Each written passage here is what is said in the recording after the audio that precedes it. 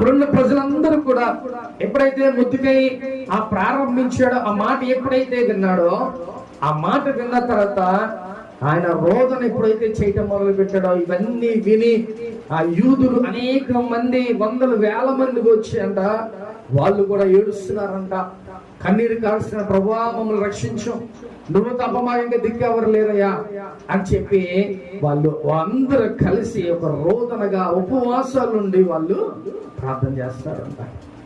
అలా ప్రార్థన చేయగా దేవుడు ఏం చేశాడో తెలుసా? ఆ ప్రార్థనకి ఆ యొక్క రాజు శాసనాన్ని దేవుడు రద్దు చేశాడు.